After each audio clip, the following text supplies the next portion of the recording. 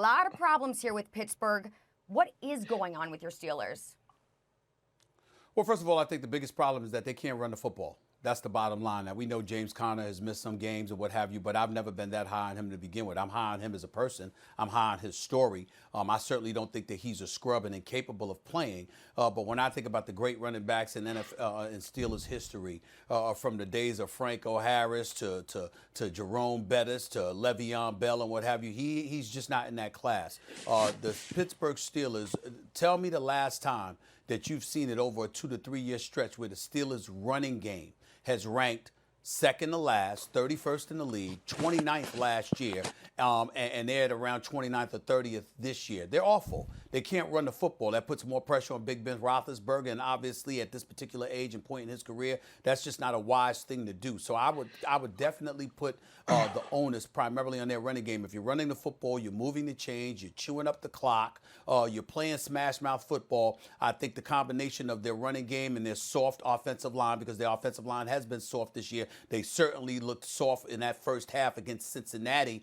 on Monday night. I definitely think those are the two primary culprits. First, the running game overall, and secondly, the offensive line to a lesser degree. Run blocking maybe might be a problem, but even with their pass protection, I got questions about that. Let me say this real quick about JuJu SmithSchuster before I pass it off to you guys.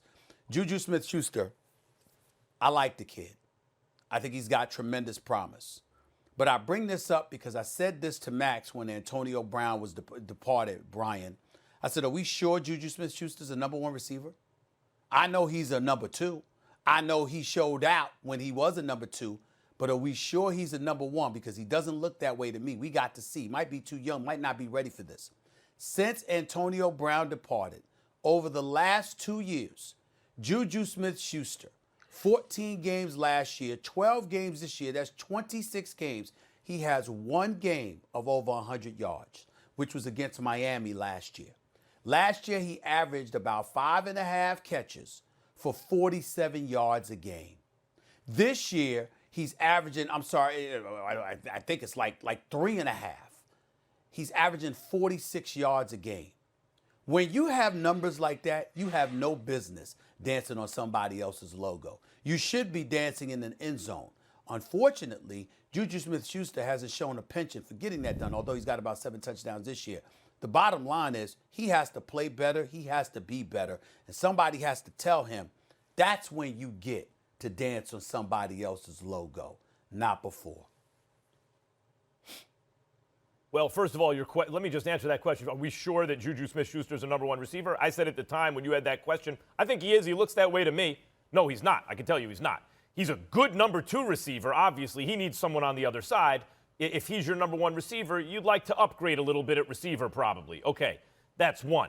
I think you covered the TikTok stuff, but let me tell you why Tomlin, I think, is good. You know, at one point, I'm not going to talk, it's no big deal. Remember that was, a week or two ago? And now it's like I'm going to address it with him.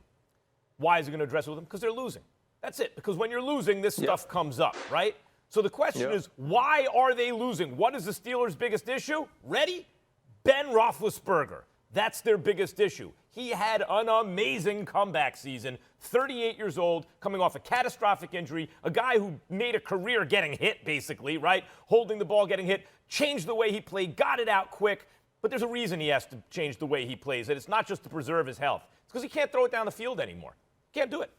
You know, not consistently, not accurately. Can't do it. He's old. We understand why. There's nothing. It's not like anti-Big Ben. It's just that he can't do it. So you're right about the run blocking, Stephen A. I brought it up on this show many times. Casey Joyner, the football scientist, right? Behind good run blocking, 7 yards a carry, an average back. 7 yards a carry if you get good run blocking.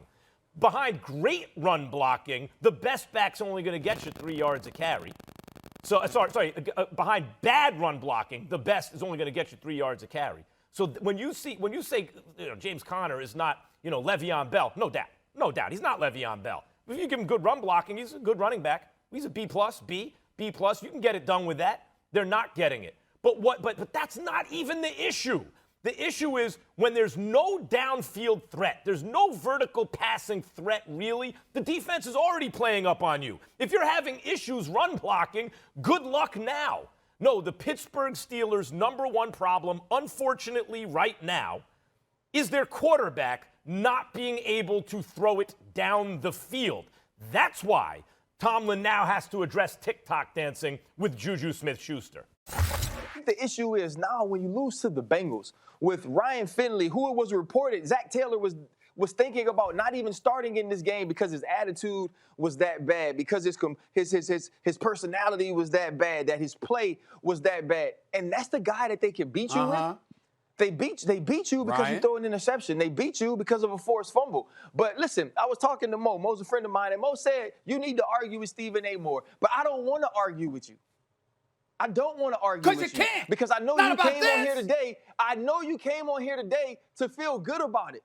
Right? Like, I'm sad. I'm sad that the Pittsburgh Steelers lost to the Cincinnati Bengals. So you care more about coming on this show to be right so you don't have to say whoops like Max says you have to say. Not true. And you're excited. You're hurting my feelings. You're excited. You're hurting my feelings. I am never happy about the Steelers losing.